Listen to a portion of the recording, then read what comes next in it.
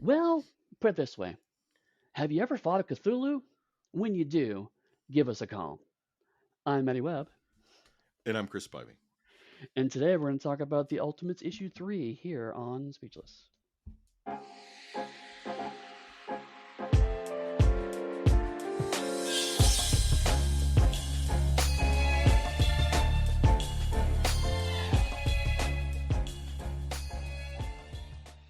Hello and welcome back to Speechless. We're talking about the run of the 2015 The Ultimates Volume 1, colon, all new, all different Marvel, colon, whatever, because this is the most unawkward title ever, which is sad because it's such an amazing comic so far. Underscore, not much really changed, so it's not really that all new or all different. But this comic is awesome. But what they really meant is all new, all different. Really meant is with more Miles Morales. And we suckered you in. But so I was been thinking a lot about what you said a few weeks ago, Eddie. How you're not sure if you want to continue to call this episode, this subgenre of genreless, speechless or just genreless. Right, I think part of that is because we're using the same theme music for it. I bet if we right. change the theme music, even if we just sped it up or slowed it down, so it's like See, this is how it works. Is they Chris tricked me on air so we can have this debate about theme songs now, because he's been losing the battle outside of the podcast. But no, actually, I've been thinking the same thing. Right? It's like so peek behind the curtain. I've been a little do we even have a curtain anymore? Really? it's thin. They're very thin, kind of gauzy Okay. curtains. It's good for twitching. You want to see somebody on the street who's suspicious. But I've been thinking about like how these are themed because like we have at this point in time functionally three podcasts, right? We have the Patreon podcast, we have this one, and then we have genreless, the general one. And I've been worried that like sometimes you change up the theme songs and like, it doesn't quite sound the same. So I've been mulling about making those a little more standardized as we go forward. And actually, I've been thinking about maybe doing a separate theme song for Speechless. Um, not quite sure what that would sound like. I'll have to dig through my library of royalty free music to see what I could find. But maybe we'll do that next time around. I'll have to think about that. Uh, but we are thinking about maybe also doing something, keeping the special themes for maybe just the Patreon exclusive things as a slightly little extra bonus for Patreon backers. So we shall Yeah. see. So, no, but no, I've been thinking about that since you've said it, and I was wondering if that might clinch it so that these would feel distinctively different.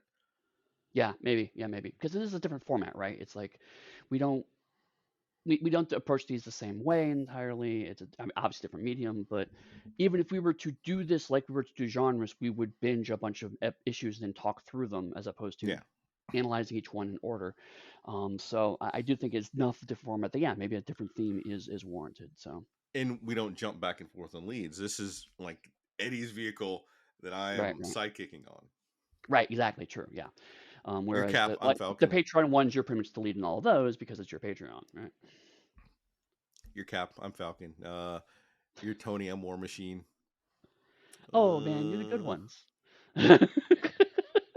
your Reed, I'm Ben. Damn it! Yeah. Isn't it funny how all the sidekick characters for those are so much cooler and something Yeah, I know. given It's if I so say weird. Cap, if I say Cap, I'll make you Bucky Cap and not Steve Cap. So then you're not as cool as Oh, Falcon as for Sam. oh Because man. Steve's just universally cool. He's acknowledged by No, even gods, worse. Eternals, everybody. Make me into that like really shitty '50s cap that Engelbert crammed in. Oh, you mean the Cap that gets cryogenically frozen and then comes back later? Yes, yes, him. Why God. Oh, do I know so much about comic books, Chris? Anyway, speaking of comic books, um, I'm not sure if it would have dropped yet, but do you know that I almost added Nuke into the X-Men 97 actual play? I was like that close because oh, Nuke has a history, at least in one version of the comics, of being a Wolverine antagonist. And I would have loved to tormented Matthew with it. So if we do it again, it may come back. honestly, I mean, talking about the actual play, it's still about comic books. We're kind of sort of on topic.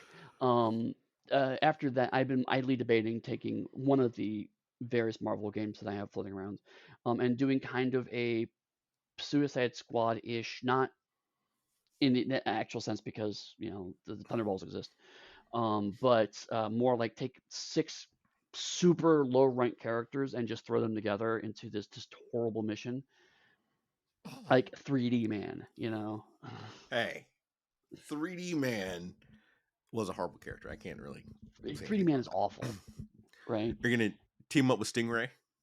Right, exactly. Yep. Stingray is top of my list, and they're gonna fight like Stiltman. It'd be amazing. Now, all right, we're gonna have to take a slight deviation now. So the 6 superheroes, and in my opinion, that you should run with, since you said it, 3D Man, Yep. Stingray. Right. Now, I know people are gonna be upset at this one, but you know what? I don't care. Mockingbird, Yeah, that's sad but true. because we're at like that same power level across the board. Their their their heavy hitter on the team will be D-Man, so people will actively want to play D-Man. I was gonna say Beta Ray Bill, but Beta Ray Bill is a god, even if he has underutilized godlike power. That does not work hanging out with. All right, you can say it would because the Avengers, but I'm digressing now. Rocket Racer, yes, and we need one more good one that fits in the there. Wizard. No, the Wizard has super speed. That's like just a generically great power to have. You know what? I will match you for super speed. Then you should add Slingshot. Do you know who Slingshot is? I actually don't know. She worked with Daisy Johnson, Uh who huh. was part of like that Nick Fury's like side shield. She has super speed, Right. but it's limited, and she always super speeds out, but has to return to the spot where she came from. Slingshot. There you Is go. That is your was that team. during the Secret Avengers Shield John I Hickman think it stuff? was. Yeah. I think Okay, that so. explains it. So you've got somebody with super speed that is, I'm not gonna say useless, but it is not nearly as effective as even the Right. Wizard. Right. That's So, amazing. Yep. and Love their it. team leader would be Mockingbird. Right. And I want them to fight like like I don't know if I'm like Death's Head and Stiltman and like um The Sinister the Six, Sinister Six would Six. decimate Right. them. The Yeah. Sinister Yeah. Six Yeah. would People. decimate them. pe- Pacepot pe- Pete would potentially give them a challenge. no, he's the Trapster now. Thank you, sir. No. I specifically said Pacepot Pete because he's not as good as his Trapster version. Remember that time the Trapster infiltrated the Fantastic Four building? Ah, he used to be good. Uh, we just may do a special where we riff on comics for like a whole. Just- Chris and Eddie But talk about old comic books for an hour. Nobody listens, but we have fun doing it. Except we're talking about new comic books. we're here to talk about instead one of the greatest comics that was made that had too short of a run. Yes, and I am rapidly coming around to that opinion. Um, because it was talked about last time. The first two issues really got me excited. But before we dive in, you have been talking each member of the team up a little bit, and so today, who's up? So Eddie looked down at his screen to see who it was because I still Right, use their names. And today is going to be a quick snippet about America Chavez, Miss Marvel, Miss America, not the 1940s Miss America, who right, was a redhead who had a Captain America like costume that ran around with no superpowers. Not her, right. but America Chavez, one of the most powerful people on the team. It's hard to say. Like her power level is so great, it fluctuates. But it depends on which version of her history you want, because there's like the original and then the retcon version that is like a riff on the original. Essentially, she is an alien because she has two mothers and she was born like the utopian parallel, which is like a wholly different universe. It's all utopian. Oh, And about the age of 6, her two mothers sacrifice themselves because their utopian place is starting to get full of black holes. They fill the hmm, black holes, save utopian, and spread their atoms and stuff across the universe. America wow. leaves because she doesn't want to be there anymore and she decides to become a superhero. So at the age of 6, America Chavez is out in the multiverse kicking butt. Like when she says I have more experience and you see the character in the comic, she's around 16 to 20. It's Hmm. because she started at 6, Eddie. Wow, And wow. she has a bunch of shenanigans that I could go into, but it deals with her being like part of the something brigade. She tries to save Wiccan. She gets somewhat manipulated by Kid Loki. They teams up with Kid Loki. She becomes a member of the Young Avengers Yep. and all of that. And we've seen her superpowers. They list in the comic for us, but like that's a quick snapshot version of her history. The Yeah, my retcon. my Sorry, go ahead. experience with America is primarily through the Young Avengers run, where she's kind of the not quite powerhouse, but kind of is. And some of it they say that she's channeling the energy from different multiverses that she can go into, which is why she can get superhumanly strong or superhumanly fast. Generically, just tough across the board because you don't know what you'll encounter in those different dimensions. So that's kind of Right. like how the power works. And how Cyclops channels another universe only an optic blast. He's stuck to one universe. Right. The And retcon, oh, go ahead with your background. Yes, please. instead of it being a whole other like parallel Earth and universe, her mom's work for an evil white scientist on an island. They don't know he's evil yet. And the island's called like Utopian, whatever it is. Uh huh. And instead of it being a whole universe full of black holes, they do all their work in like a little warehouse. And her two daughters, America and her sister, have some sort of disease that is only affecting America, but not her sister. And her mother has sacrificed themselves. America gets powers and then runs around. So she's a human mutate. It's kind of like Spider-Man is a human who is mutated with superpowers. So it took the coolness of her history and distilled it down to be gritty reality? Question mark. And Yeah, I don't think I like that she as has the much. same power set and does stuff similar. Right. Is she still? Is there still her first name actually canonically America? Yes. Okay. And she adopts the Santini last name, I think. Is he a family that adopts her in this Mm, version of history? okay.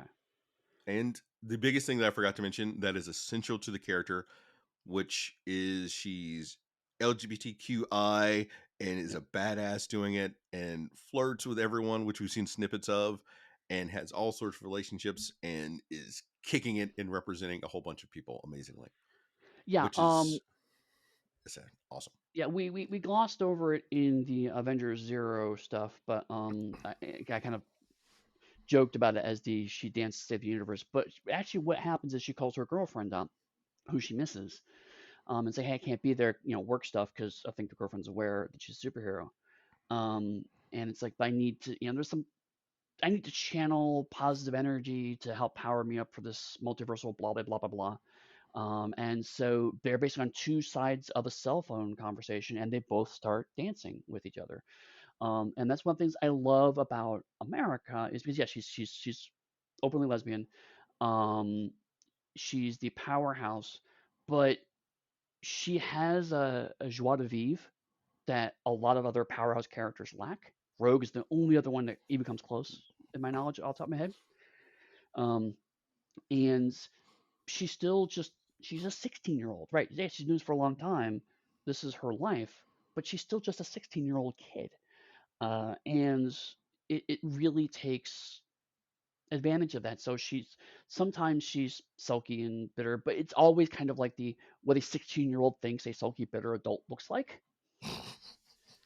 And so sometimes she's written kind of generically, and that's unfortunate. But when when it's Karen Gillian writing her, or when it's Al Ewing writing her, she has a level and a texture as a character that I love.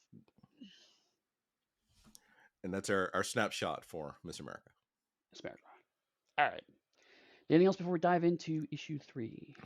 Nah, we can jump into it. Okay.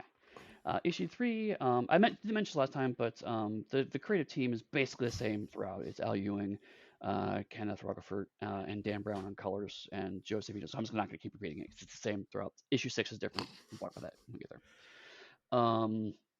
But we start with uh, the Shi'ar exploration craft Breenath. One thing I love about the Shi'ar is just they cannot not have apostrophes in random words. They're Wait, just wait. obsessed. Eddie, Yes. does yours? I'm Eddie's looking in the comic, and I once again am using my iPad just so we can have Oh, a contrast to see where they're different. Do you not start with the opening page of Blue Marvel talking to us, giving us a recap of their previous adventure? no, that is 4 pages in, actually. Do you not see? I'm sure Chris now because that's really helpful. Is that not what your first page looks like? No, that's my second page. Like my first page looks like people pushing Oh, yo, yeah, protocols. you have the previously on pages. No, I don't have those. Ah. So then Interesting. I guess Well, then I'll you do do it. a You do quick that page. Yeah. two beat. It essentially starts with Blue Marvel and Spectrum in a room filled with monitors with Captain Marvel, Black Panther, and Miss America. And he's giving a breakdown of their previous mission. It's kind of like Adam's logs about their adventures they're doing. So it keeps a scientific feel to it. It says how they trapped Galactus in incubator, about the new element they discovered, and how they changed Galactus from being a destroyer to a life bringer. And it's a recording of all the work they're doing. That's Huh. it. That's like one panel that just talks, recaps that whole thing for you. So if this is in fact your first issue, you know Right. what happened before, but it also adds that thing that they're a team of researchers and explorers, just not superheroes.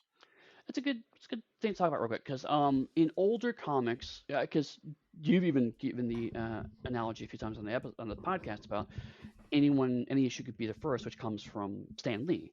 And so in older Marvel comics, they would try to work the recap into the story because they're still figuring people bring up these as individual magazine issues. And someone might either come in for their first time on a random issue, or they may have missed an issue between. And so that was very much a specific style of writing. Then somewhere around 2010-ish, when combining them into trades became more popular, they started doing text recaps at the start of issues, which they can then drop out of uh, trade paperbacks because they don't need those. And so each one flows right into the next because you don't have to recap it. You just kind of have that one page recap. That's interesting. That's the first time in a while I've seen anything done interestingly with the recap. The only other one was More Than Meets the Eye, which was a Transformers comic. They had one character doing recaps because he was a bartender, and so he would tell people right in the bar. And then weirdly, that became a plot thread because it turned out he actually had the ability to see through the fourth wall, and that became an entire subplot around issue 40. I love those kinds of let's find a diegetic way to recap it, but still in an easily excised way from the trade paperback. Awesome. Neat. That's cool. I kind of regret not having it now. Anyway, so now we are now on the Shi'ar exploration craft, Brinath, which is circling the worlds, and they are basically going, huh?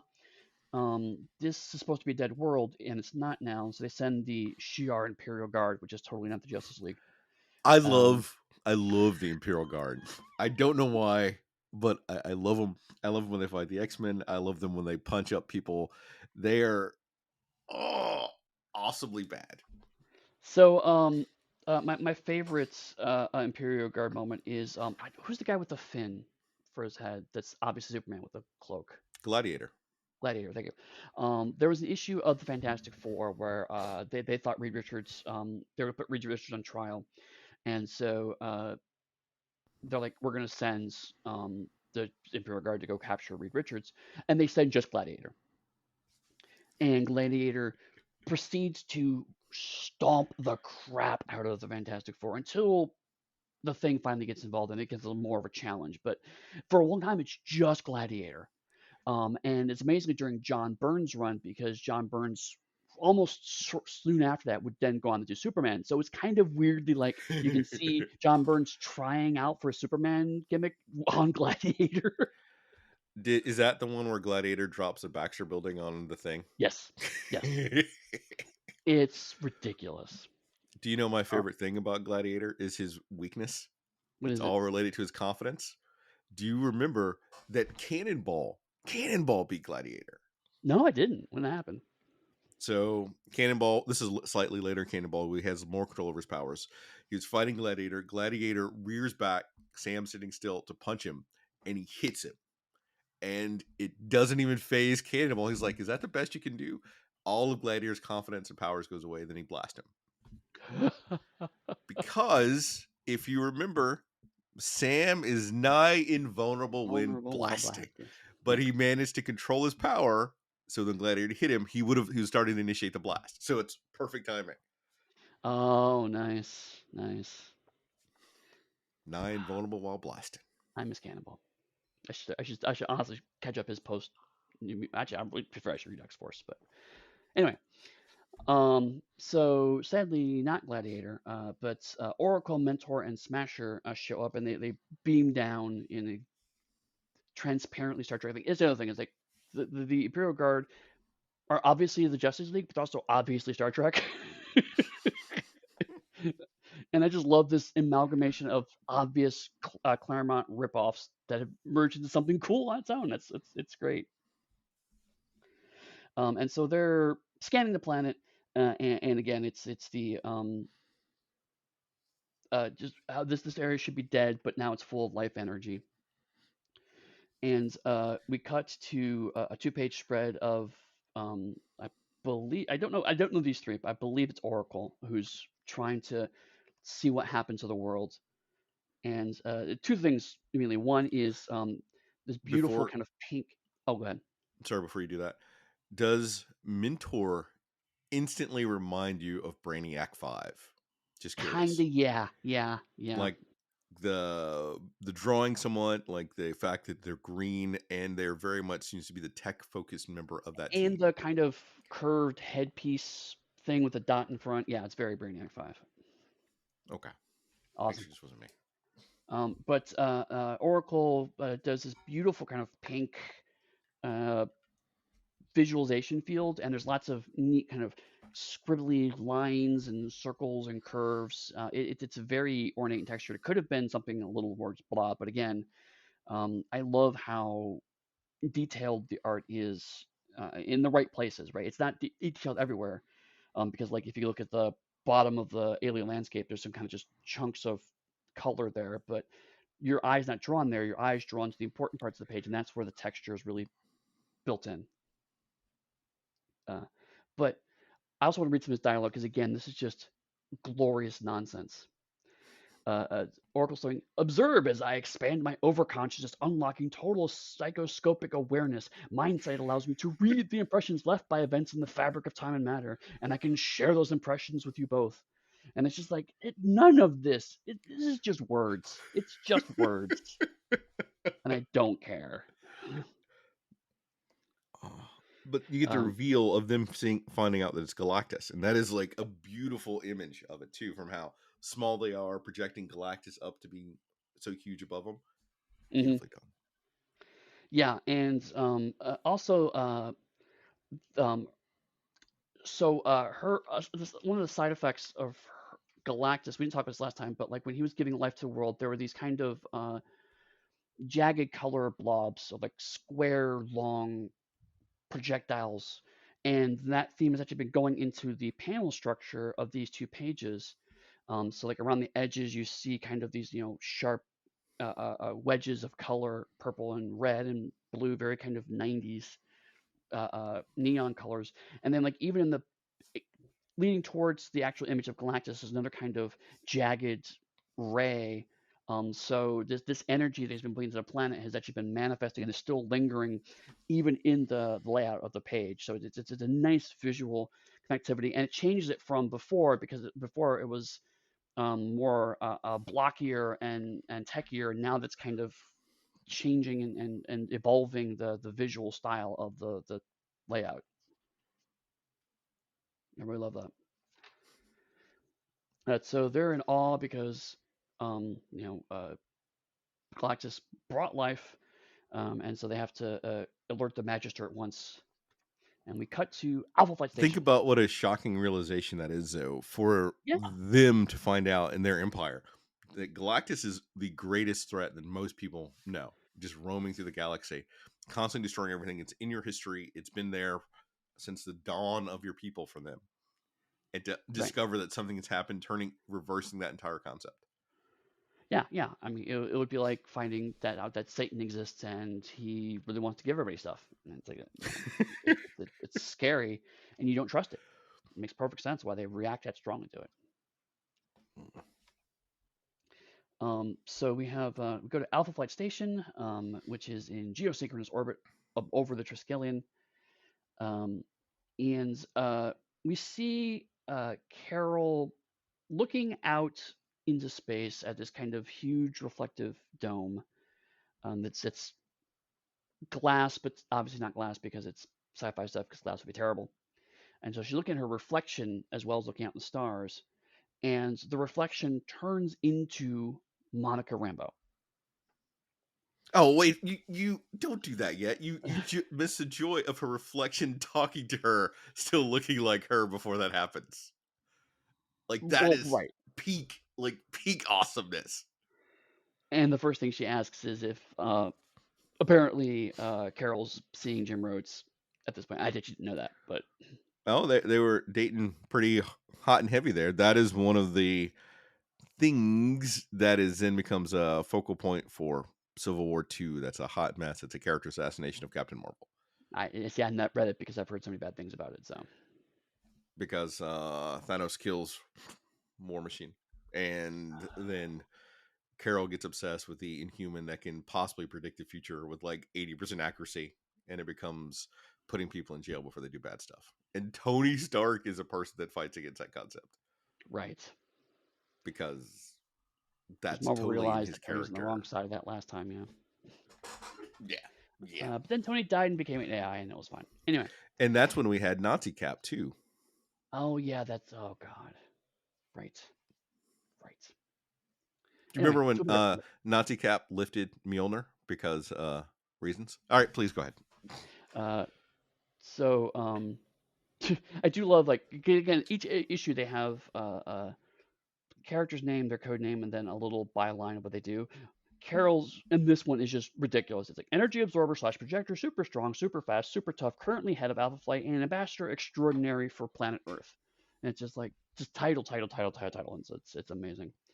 But it's true, Whereas and that's so comic book. It's like right, no, it is. perfect. It's fantastic, but it's I like how they're not the same. Each time this comes up, it's slightly different each time, and it brings up something that's relevant to the plot of this issue, but also showing you these characters have a lot more going on that a log line will never entirely cover in one issue.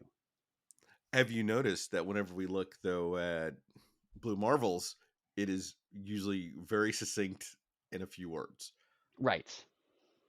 like That's true. Adam Yeah. Bashir, antimatter generator, whatever, super Right. genius. That's it. Right. There's like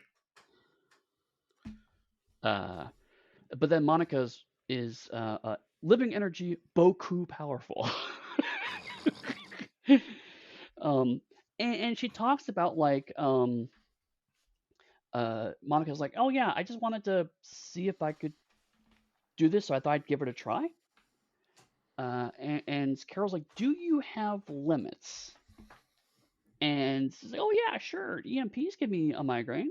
I can't go through opaque force fields. And then and Carol's like, oh yeah, and also you're vulnerable to human form. And Monica's like, well, you say that. Turns out that I could just make a hard light human body, and that's way better for me. Also, I'm totally human and not at all going insane. so. This is why I am so upset at the MCU and how they did Monica Rambeau. Monica is a fucking powerhouse of awesomeness, Yeah, and it was never ever displayed there, and it should have been. no, no.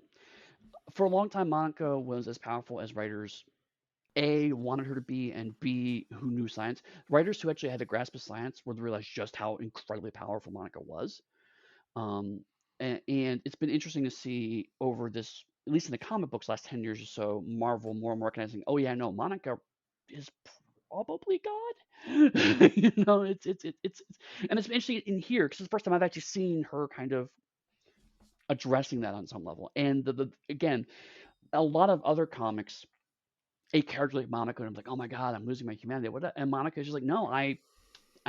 This is what I can do now, and I'm kind of okay with it. It's scary that I don't find this scary at all. It feels So very well done. natural. It's good. It's a different take, and I appreciate it.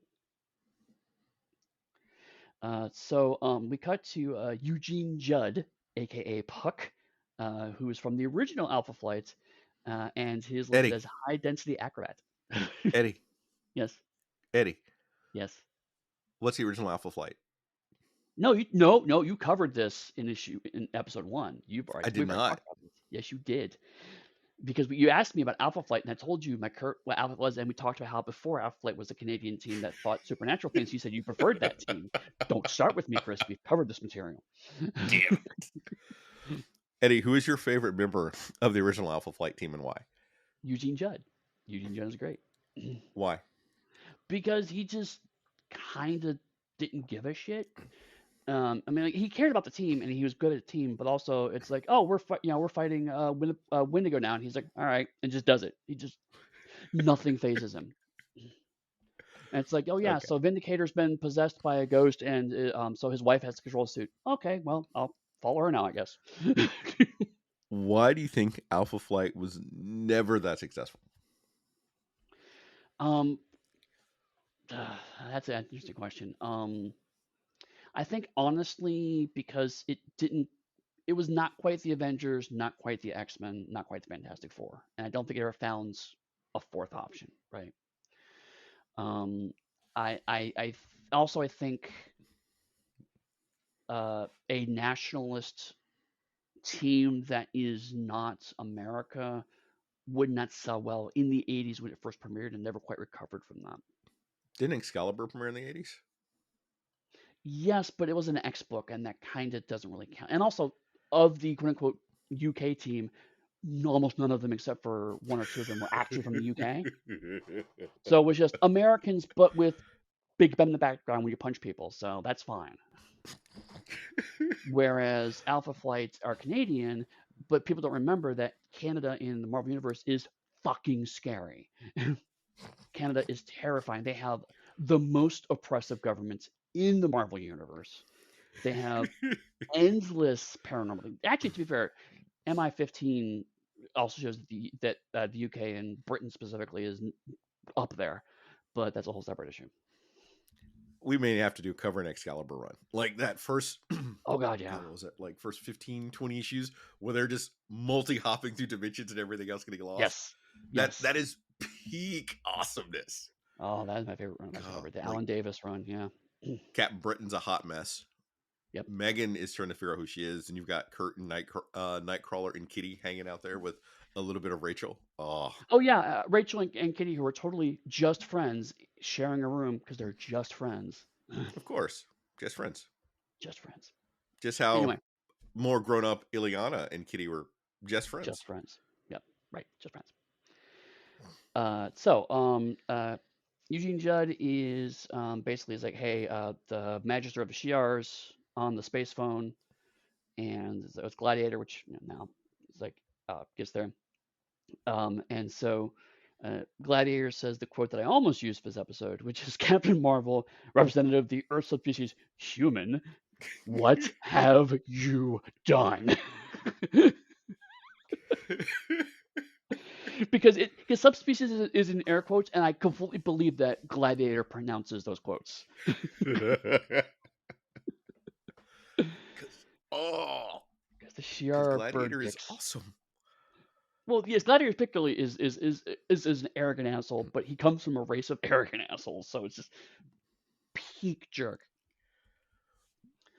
Now, Uh, looking at this and seeing the mhm. scene of where he shouts it and his eyes glow red, it is making me wonder if that note here is what inspired the X Men '97 for Cyclops. Because when Cyclops is talking and he gets upset, his eyes flash red in the Maybe. new '97 version, but not in the original X Men version. So that because part of the thing is for people, you can tell a lot from their eyes, and Cyclops is one of Mhm. the problems with you can never see his eyes unless you want it to get killed. Right.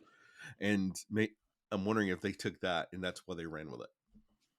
Maybe honestly, it's a great visual beat, and also I mean, the eye flash is great because the actual color of the panel changes.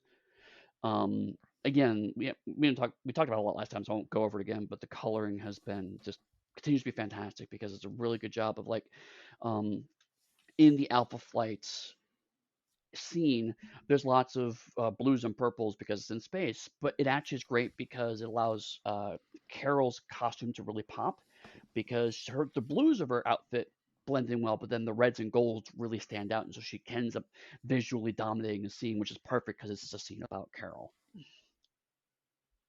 Even her hair, because it's blonde, helps stand Love out. it. Uh, okay, so the Ultimates call meeting. And Adam Brashear, living adamantium reactor, is and Adam starts off with, I "Well, on the good side, we're right." it is beautiful because that is how like an analyst or scientist is. Once your theory has been proven right, you're basking in that moment, and even like just a lean back pose with a bottle of water, like, yeah, it happened, but you know what? We did it. Like that is success. Yeah, that's something else that's really good point. A lot of comics, when there are scenes of talking, sometimes artists struggle with body language, right? Either everyone's in a unnecessary dramatic pose. The X-Men of the 90s were littered with examples of this, and so it's like everyone looks like they're constantly posing, even though they're just having a normal conversation, or it's just kind of static talking heads bouncing back and forth.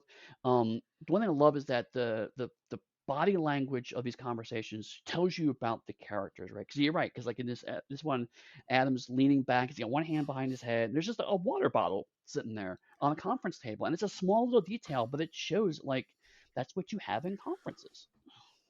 And as he is not the person that has to take the heat for it, that's why he's super cool. And you're contrasted by Carol, that is like, do not bask. Like this is serious. Right. We should have talked to them how they said. And it shows that the joy and excitement I think that originally T'Challa and Adam had for the mission overrode Carol's own thing for like the order and the structure of how she should have executed the mission. Hmm. So that shows Right. like a level of camaraderie right there. That's not on the page, but you can assume based on what she did with them without taking into consideration the impacts of it. Yeah, and like another thing is like America, she's got a beanie on her head, she's got her phone in her hands, and a piece of paper in front of her, right? Um, she doesn't have a line in the scene, but she's present, but she's taking notes, right? And she's jotting things down on a piece of paper and she's taking notes on her phone. Um, and the way she's holding the phone flat and looking out, she's not distracted. She's not the kind of, oh, I'm bored, I'm gonna look scroll my phone's content. No, she's using the phone to take notes. None of that is said. It's all in her posture. And I'm getting so much off of what America's doing. And Monica, for example, sending is framing the scene, and she has her hand out and is kind of talking, and it looks like a consultant, a colleague trying to give advice and consult on a thing. Again, this is just one page of conference, but there's so much good storytelling in the visuals.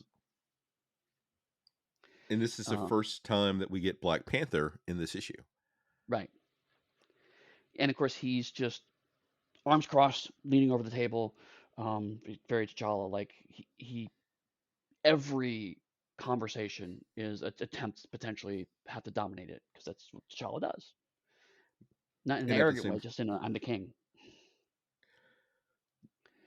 and Uh, at the same and, time, you have him sort of admitting that they might have messed up to Carol, but then saying, adding in, but unfortunately, the universe doesn't always wait. right, right. And then Adam is like going, yeah, His Highness and I have been doing some research, and it's again it's a little moment because like Highness is black in italics, so it's clear Adam's putting some stress on that. So the idea is that there's a little bit of sarcasm there, and T'Challa completely no sells it. It's like, of course, I am His Highness, you know? And you get, and then you get the immediate beat from Carol that's like, research into what? Like, Right, we're in the middle of this crisis that we've caused from solving a problem, right, and you two have already moved on to something else. We still need to fix this. What are you doing? right. And Science. she's giving him literal side eye. She says, it's so good. Oh, love it because equivalently they are scientists and they're doing what scientists do, and that's all about the problem and not the impacts and repercussions of what they've solved. Right, right. Oh, So we go to two-page spread where they talk about it. And the summary of it is that time is broken. I want to get into that in a second, but um, Adam, there's a little thing that says hologram suite activated, and so he's basically doing a hologram slideshow, and so we're gonna get panels of different Marvel events that have happened in Marvel to talk about this context. But it starts with an hourglass shattering, And because both T'Challa and Adam worked on this, I have to assume that Shaw go, no, no, no, no, you got to put the hourglass thing in. Adam's like, it doesn't matter to the, no, no, no, you have to put the hourglass thing in. The importance.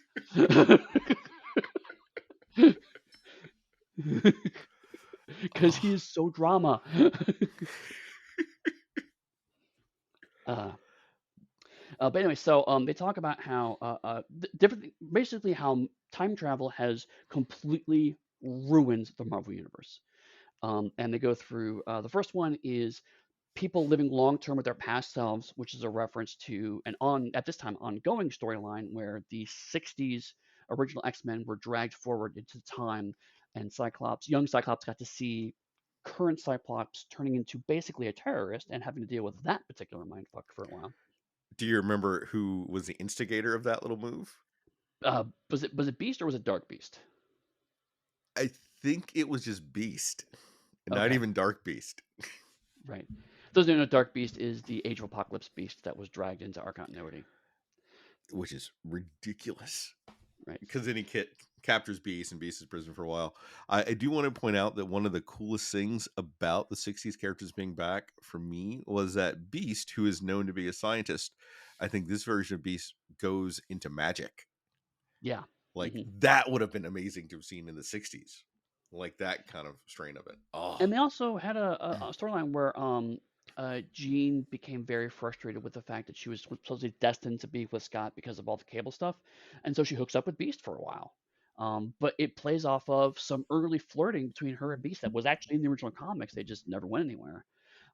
So it was actually a pretty fun run of and I what think would actually Iceman happen. comes out too in that Yeah, in from the '60s versions. yeah, because for a while he's like, no, no, no, I'm not like that. And then finally they actually, because I have issue 600 where young Bobby Drake talks to current Bobby Drake and it's like, how'd you do it? And how'd you find the courage? And finally it ends with, but Angel's really hot, right? It's like, oh God, so hot. It's a beautiful scene.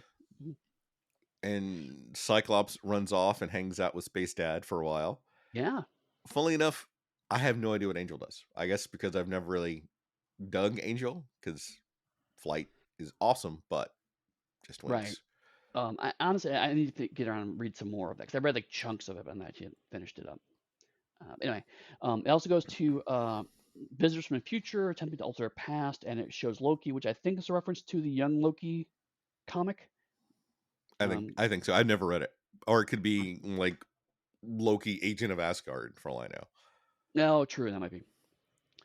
We have historical figures exploring our time and taking knowledge back with them, and we Funnily see a enough, yeah, I was just reading about the Two Gun Kid, who is a member of the Avengers, yep. literally from the Old West, has no superpowers, just two guns and a kid, and eventually goes back in their time and has some Avenger tech. Why would you let him do that? Wasn't Two Gun Kid on the West Coast Avengers for a while? I thought it was East Coast. Or okay, well, I thought he was an Avenger for a while, modern day, and yeah, they just sent him back in time with like a floating gun cannon because of reasons.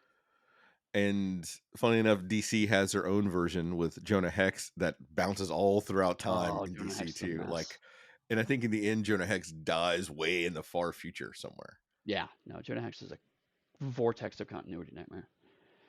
And then occasionally, even present day people become historical figures, and it has Ben Grimm dressed up as Blackbeard, one of my favorite nonsense storylines from the '60s.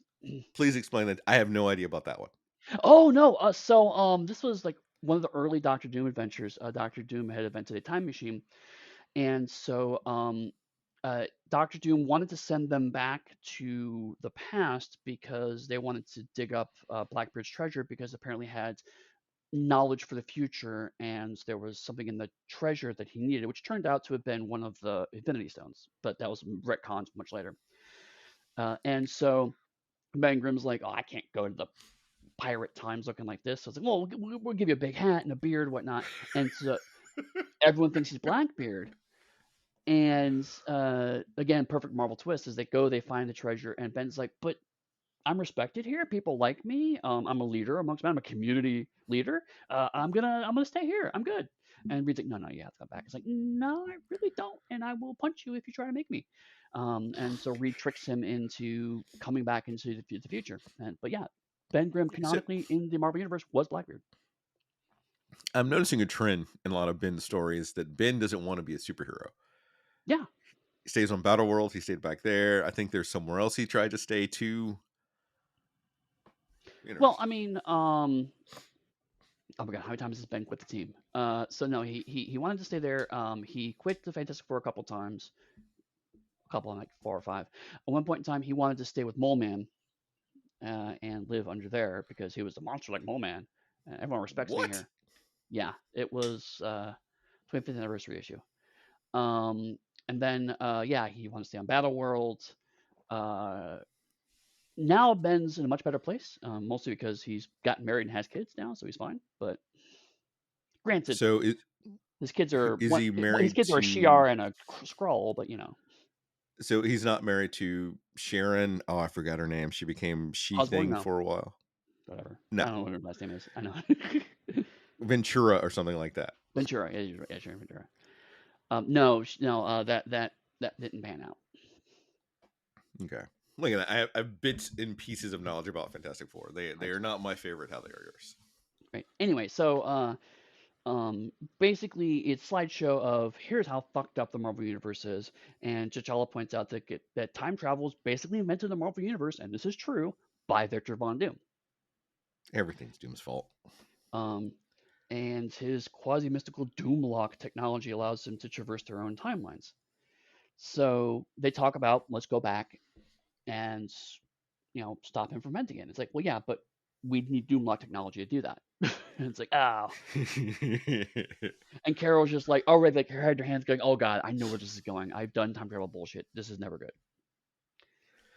And And do you then understand the level of the pun for T'Challa to talk about someone else's quasi mystical tech? yes, yes, and he even does it in quotes, Given, which is just yes. quasi mystical Doomlock technology. And I'm just like, T'Challa, Jesus Christ, man. This other guy in charge of a slightly less cool nation than mine. Because one of the best beefs in the Marvel Universe is T'Challa and Doctor Doom. I love it. Anyway, so America is like, yeah, this isn't funny. Because I've been to timelines where they try to do that and it never goes good. And she talks about how cause and effect are like spaghetti that screams. And you see a panel of her imagining it, and just this mess of people in purples and pinks and reds. And it changed the tone on a dime. And again, it gives America her own kind of place on the team. Side note, her logline this one is interdimensional teleporter, very good at punching. Well, it So gives her, which in some sense would be unusual for a 16-year-old, a constant sense of gravitas whenever she speaks. Because you right, mentioned how she's in a lot of scenes, but she doesn't say a lot. But when she does, everyone in the room, because we understand how amazing they all are, stops and listens to her and takes her feedback instantly for the seriousness that it contains. There's no question about whether or not she's on their level or not. They are all peers. right, yeah. And again, there's a respect and a camaraderie that a lot of team books really lean into. Let's have the team members bicker. And don't get Hmm. me wrong, again, I love Fantastic Four. I'm here for that dynamic on some level. But this book is not that. It's like, no, we are a group of professionals. And like when they show her side on where she's having that memory, the shadows under her eyes are actually literally lined out, so she looks haunted and she's having that recollection. Again, visual storytelling that really sells what the script is bringing. And so Blue Marvel's like, no, no, we thought about that. Simple solution. All we have to do is leave the edges of the multiverse. Problem solved. And so it cuts to the Albania, which is a mission specific exocraft that's under construction to go outside of everything. Love it so much.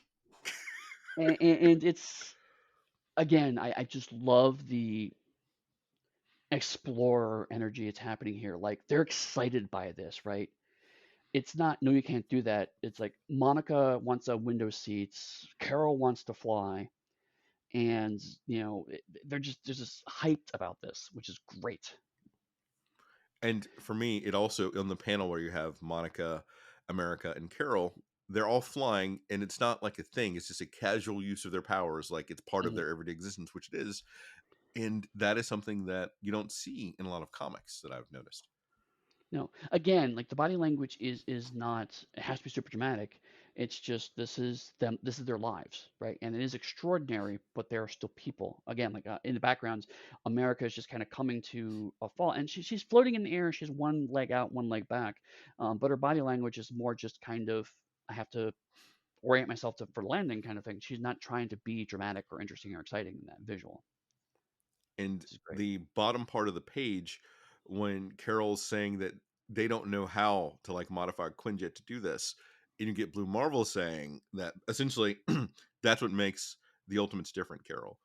When we need specialist help, and then you get a shot of who they called in to help them for an expertise they don't possess. And a lot Right. of other superhero teams wouldn't do that. They would just kit bash something and hope for the best. Yeah, I mean, honestly, a lot of superhero books kind of do the opposite because, particularly in the 70s and 80s, there was a lot of, well, why did they not reach out to why other superhero team? And it's always like, oh, the Avengers are on a mission, Fantastic Four never picked up their phone, blah blah. So even from a writing perspective, having someone coming from outside is kind of a different take on this. But you're right, you know, that we are a great team. We are only a team of five, and sometimes when you bring someone in, and so they call Raz Malhotra, who is the new Giant Man. I Um, have no idea about this character. neither do I. I knew that he existed, but I do not know much about him. But what I've gotten from this comic is that he is basically an AI specialist. He's a coder. He's a programmer. But because of him becoming the new Giant Man, he has learned how to learn about PIM particles. And he's picked up a little bit of biochemistry because in the Marvel universe, once you're one scientist, you very quickly become scientists for everything because all science is basically one science. There's no real distinction between sciences in Marvel. High IQ gives you points in other skills. That's what it is. Right, exactly. But he basically says you can program PIM particles. And basically, you can actually control density, which is the relevant parts for this thing is that they can basically make so it's the craft is so hyperdense that cannot be collapsed by the pressures of the neutral zone. I want to take a beat to say that out of the array of superpowers you could get, no offense to Roz, I would never want to be Giant Man. Right. Like that is a power set that has never appealed to me. Hmm. But one other thing that's interesting is that so in case it's not clear, Raz is not a Caucasian man. So this book is continuing a trend of Caucasian men are not the leads for this book. They're not even apparently the extras, right? The only major Caucasian man we've seen so far has been Puck, and he had a one panel appearance. One thing this book is doing as a kind of uh, uh, proof of concept, I think, is how deep of a diverse bench the Marvel Universe actually has when people start actually using them. Hmm. You know, And supporting it with good writing and, on the whole, really good art. right? And this is again like Roz is only on 2 pages here, but that's where I got the line here is because Roz is a very new to being Giant Man. He repeatedly says like I'm the Giant Man. I'm just learning about this stuff. And so he's like I want to go with you.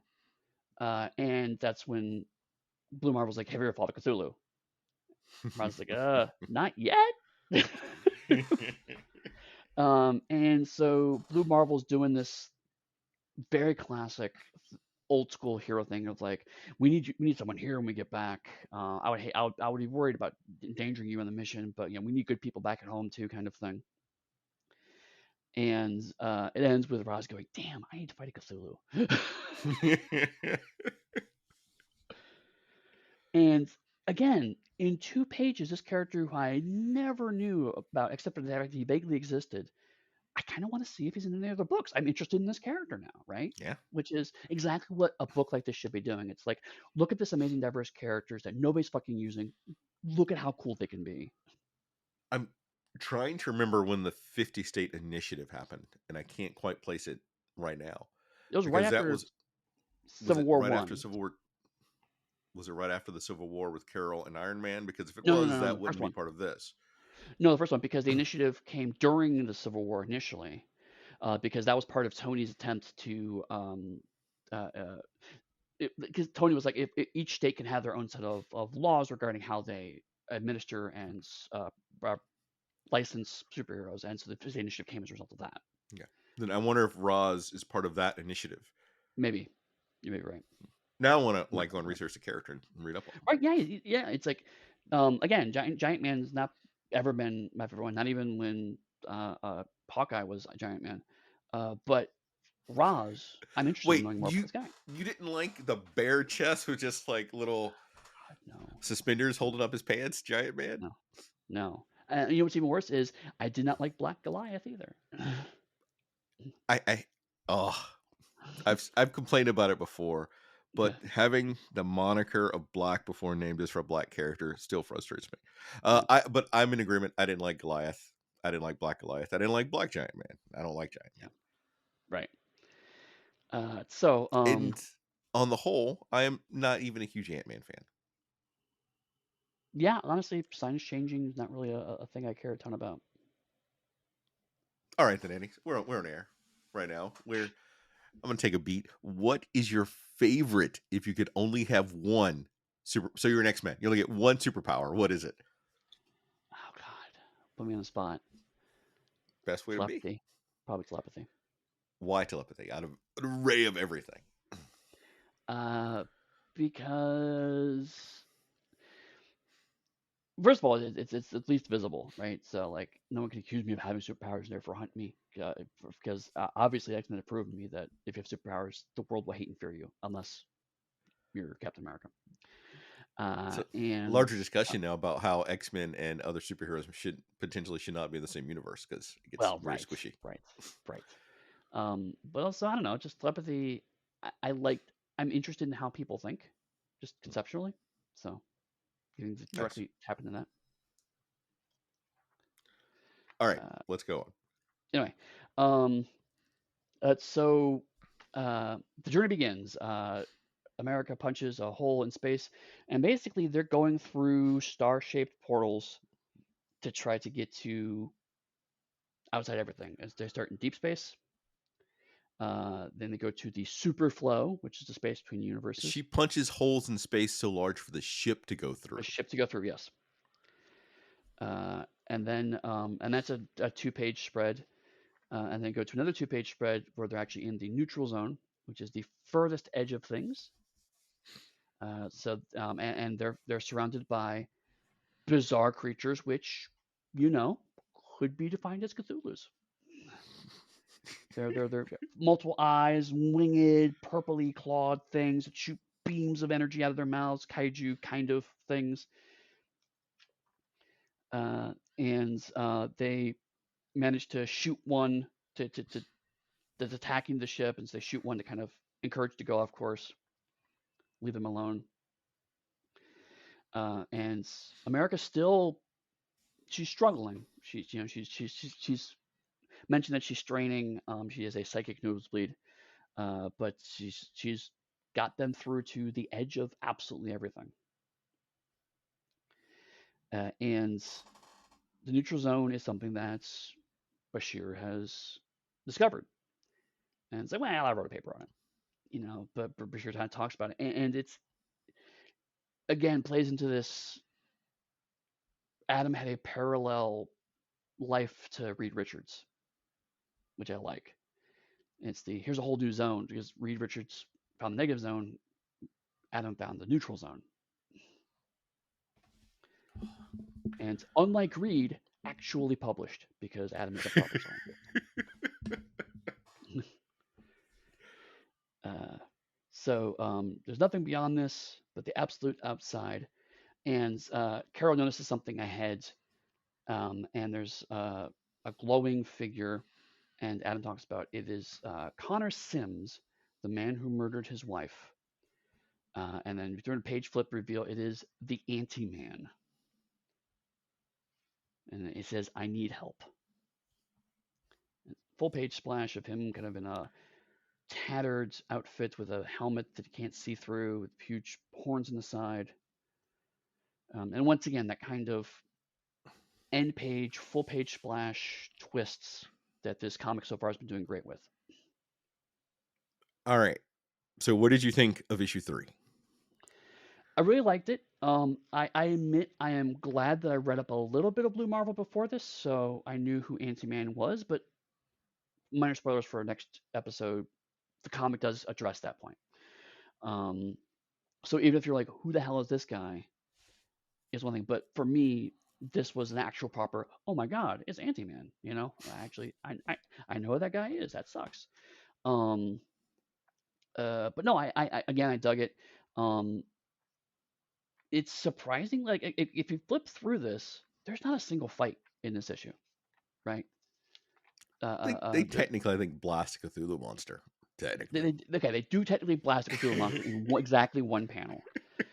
Um, but the entirety is basically conversations, team dynamics, and exploration, which I just love. I think it's fantastic. so even as we're going through it now, it is making me realize how hard I think this comic is to sustain.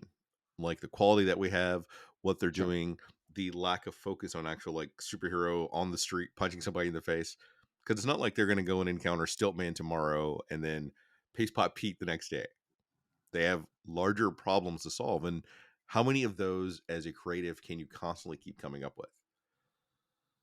You know, it's funny you say that, and yet, uh, as I'm reading this, I've also been reading the new IDW Star Trek series, and it's kind of the same boat, right? Because it's basically all of the gods in the Star Trek universe are dying, and so they assemble a team run by Ben Sisko to go and solve this problem, and they're The up to best captain. issue 24, and they're still sustaining that. They're still finding new ways to kind of dig into that well. So I mean, I think it's possible, but I agree. Um, I could see why, just conceptually, this was never going to be a long running book.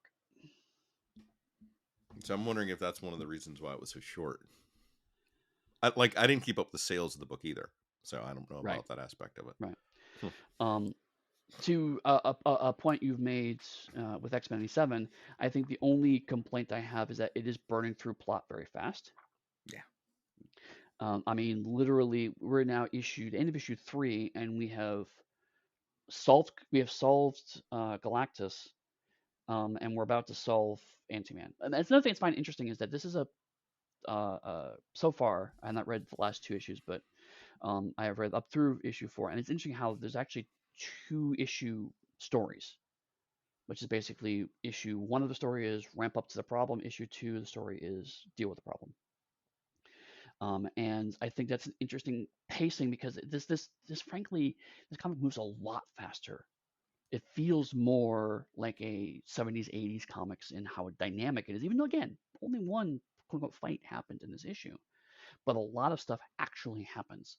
There's a lot of stuff here to read and look at and dig into in a way that I like when I'm reading 70s, 80s, 90s, maybe 90s, 80s comics.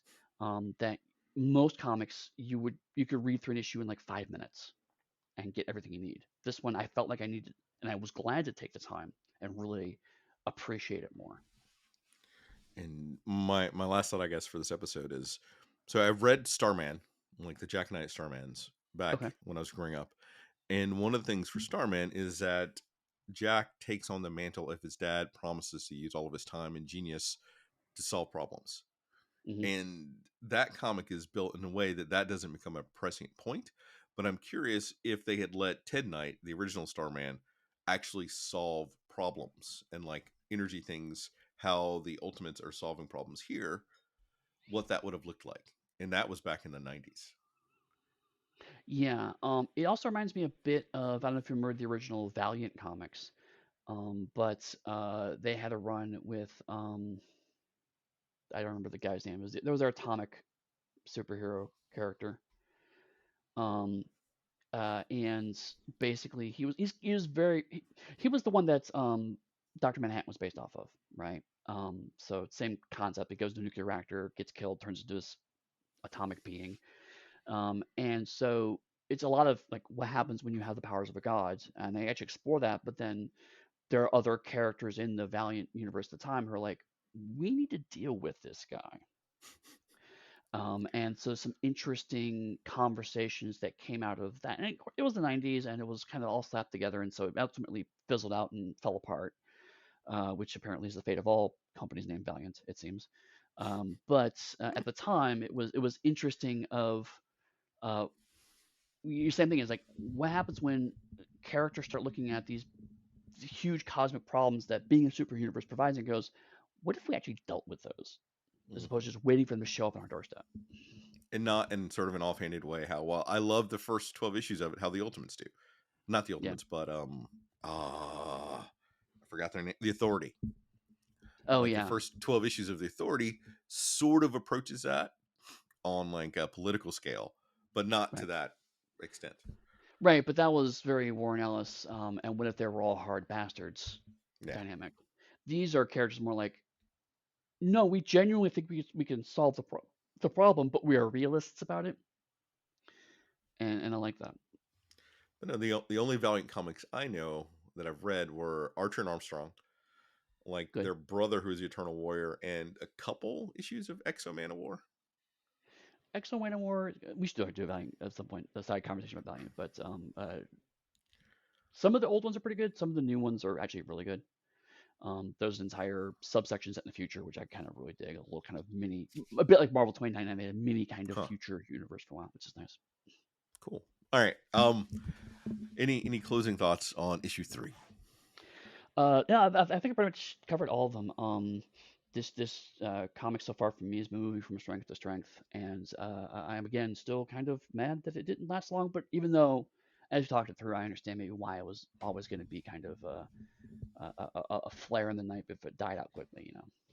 Yeah. Hmm. All right. Awesome, No, that's it for me. Other than I still think Blue Marvel's an underrated character that should be in all movies and TV shows. agreed. So if people want to talk to you about how you were right on the next Blue Marvel movie, where would they find you online? You can find me on Blue Sky. You can find me on Facebook. I'm still on the dumpster fire that is X, for because if I'm not there, I don't know. I'm just used to it now. It's like a clusterfuck every day. But the best way to talk to me about Blue Marvel or anything is in the Darker Hue Discord, where I post endless memes. I'm talking about X-Men 97 right now, and I'm alluding to whatever this run is that we're doing that I will not talk about until the first episode releases. What Right. about you? You can find me anywhere at Pugsteady. That's my company name, Pugsteady. Yeah, you can find me on the Darker Hue Discord as well. Right now, I am in the process of subtitling some Transformers cartoons and remembering some of them are really not good. Uh, so that's a thing. But we will talk to you next week as we cover issue 4 of the Ultimates.